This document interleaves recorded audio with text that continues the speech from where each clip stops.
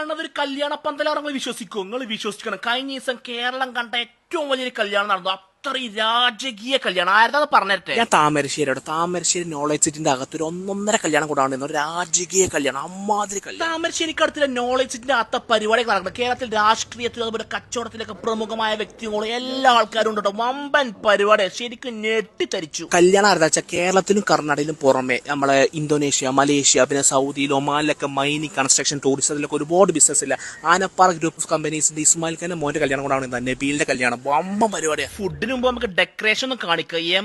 Decoration അറിയോ? ഇത് അങ്ങനെ കണ്ടാവില്ല, കൊട്ടാരത്തിൽ കേറുന്ന പോലെ. വെഡിങ് ഹാൾ കയറുന്ന അമ്മാതിരി സെറ്റപ്പിലാണ് ചെയ്തിരിക്കുന്നത്. എന്റെ മേതൊക്കെ പാടെ എന്താ സംഭവം, കണ്ണ് തള്ളിപ്പോട്ടോ. കല്യാണ പന്തലേക്ക് കയറുകയാണ് ഞാൻ. കയറി ചെന്നപ്പോ ഒരു ചേച്ചി അവിടെ അങ്ങനെ വയലിൻ വായിക്കുന്നുണ്ട്. വേറെ ചേച്ചി നമ്മളങ്ങനെ വലിക്കം ചെയ്യുന്നതോ അടിപൊളിയായിട്ടോ. എന്ത് സെറ്റപ്പ്. ഇത് നിങ്ങൾ കണ്ടല്ലോ, ഈ സ്റ്റേജും ഡെക്കറേഷൻ കണ്ടോ. ഇതിന്റെ പ്രീവിയസ് കണ്ടോളൂ, ബിഫോർ കണ്ടോ. ഇതാ ഇങ്ങനെ ഉണ്ടായിരുന്ന ഹാളാണ്. ഇതാ ഈ ഒരു കോലം ഉണ്ടായിരുന്ന ഹാളാണ് ഇങ്ങനെ മാറ്റിയെടുത്ത് കേട്ടോ. അത് ഇവൻസിനെ സമ്മതിക്കും. നമുക്ക് ഇവൻസിനെ പരിചയപ്പെടാം. അതിന് മുമ്പ് ചെക്കനും പെണ്ണൊക്കെ വന്നിട്ടുണ്ട്. അപ്പോൾ നമ്മൾ ഫുഡ് കഴിക്കുമ്പോൾ ചെക്കനെയും പെണ്ണൊക്കെ ഒന്ന് പരിചയപ്പെടാൻ ചെയ്തിട്ട് ചെക്കനെയും പെണ്ണൊക്കെ ഒന്ന് പരിചയപ്പെട്ട് എല്ലാ വിശ്വസും കാര്യങ്ങളും കൊടുത്തിട്ടുണ്ട്. നമ്മുടെ മൈജിന്റെ സ്വന്തം ഷാജിക്ക് അവിടെ ഉണ്ട്. പിന്നെ നമ്മൾ ഇസ്മായിലിക്ക് അപ്പുറത്തൊക്കെ ഉണ്ട്. ഫുഡിന്റെ ഹാളിൽ ചെന്നപ്പോൾ ഭയങ്കര ജനം. അപ്പൊ ആ ക്യാപ്പിൽ നമുക്ക് ഇവൻസിനെ പരിചയപ്പെടാം. പാനപ്പാറ ഇസ്മായിൽ ഖാന്റെ മോന്റെ കല്യാണം ചെയ്തിട്ടില്ല നമ്മളെ പ്ലാനേഷ് ഇവന്റ്സിന്റെ ബെന്നെ കേട്ടോ. ബെന്നെ എനിക്ക് ഒരുപാട് വർഷമായിട്ട് അറിയാം. 10-13 വർഷമായിട്ട് ഈവന്റ് മേഖലയിലെ ആളാട്ടോ. പ്രീമിയം വെഡിങ് ഒക്കെ ചെയ്യണമെങ്കിൽ ബെന്നെ ഏൽപ്പിച്ചാൽ മതി, പ്ലാനേഷ് ഏൽപ്പിച്ചാൽ മതി. പ്രീമിയം വെഡിങ്സിലാണ് കൂടുതലായിട്ട് ഫോക്കസ് ചെയ്യുന്നത്. ഞാൻ അവിടെ കണ്ടിട്ട് കണ്ണ് തള്ളി പോയിരിക്കണം. ഒരുപാട് സംഭവങ്ങൾ നിങ്ങൾ എല്ലാ സംഭവങ്ങളും പ്ലാൻ ചെയ്ത് ഓരോ അങ്ങനെ ചെയ്യാം. കംപ്ലീറ്റ്ലി ക്ലയന്റിന് ഒരു വീട് എങ്ങനെയാണോ ഉണ്ടാക്കുന്നത്, ലൈക്ക് ഇന്റീരിയർ ഡിസൈനിങ് കൊടുക്കുന്ന പോലെ ഒരു ഓഡിറ്റോറിയത്തിന് കംപ്ലീറ്റ് 3D മേക്ക് ഓവർ കൊടുത്ത് അതൊരു പ്രപ്പോസൽ ആക്കി ആ ഒരു സാധനമായിരിക്കും ഇംപ്ലിമെന്റ്. നിങ്ങൾ ചെയ്ത സംഭവം വേറെ എവിടെ ഉണ്ടാവില്ല. ഇല്ല, കസ്റ്റം മെയ്ഡ് ഇവന്റ് ചെയ്യണമെങ്കിൽ വിളിച്ചാൽ മതി. ഇനി നമുക്ക് ഫുഡിന്റെ ഏരിയക്കാണ് പോയേക്കട്ടെ. ഫുഡിന്റെ ഹോള് കാര്യങ്ങളൊക്കെ പല ആംബിയൻസിലൊക്കെ ചെയ്ത് നല്ല അടിപൊളി ആയിട്ടുണ്ട് കേട്ടോ.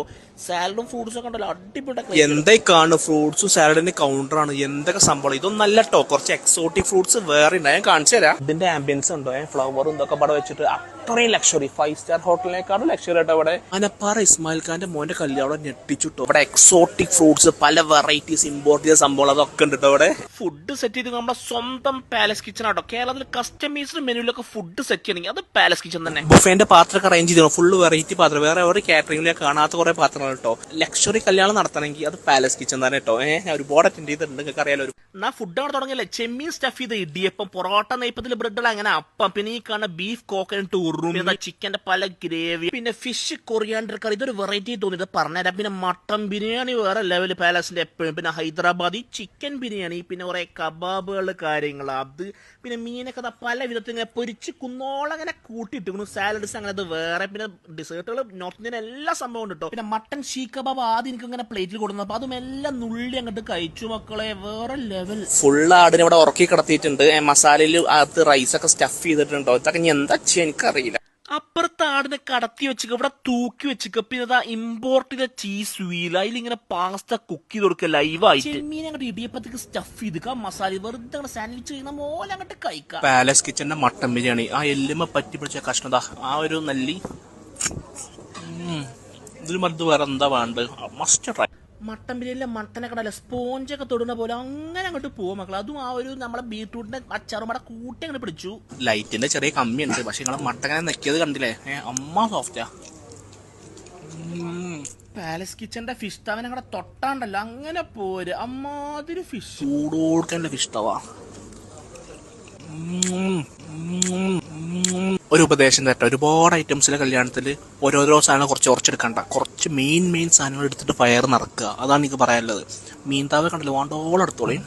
ബീഫ് കോക്കനട്ട് ഉറുമി കൊടുന്നു, ഒന്ന് കഴിച്ചു നോക്കി എന്നൊക്കെ പറഞ്ഞിട്ട് ഞാൻ വേണ്ടാന്ന് പറഞ്ഞു. പക്ഷെ കഴിച്ചു നോക്കുമ്പോണ്ടല്ലോ അത് ഇങ്ങനെ ഈ പൊറാട്ടിക്ക് വെച്ച് വെച്ചു. അതിന് മുമ്പ് പറയാനുള്ളത്, ഈ വെള്ളപ്പം, ഈ ഫിഷ് കൊറിയാണ്ടർ കറി, മല്ലിയും തേങ്ങ അരച്ച് കുക്ക് ചെയ്ത മീൻ കറി, അത് വെറൈറ്റി ആട്ടോ. ഇത് എനിക്ക് ഒന്നാമത് ഇഷ്ടപ്പെട്ടു. പക്ഷേ പൊറാട്ട ഉണ്ടല്ലോ, അതിന്റെ ഉള്ളിൽ ആ ബീഫ് കോക്കനട്ട് ഉറുമിനെ അങ്ങോട്ട് ചുറ്റിച്ചു.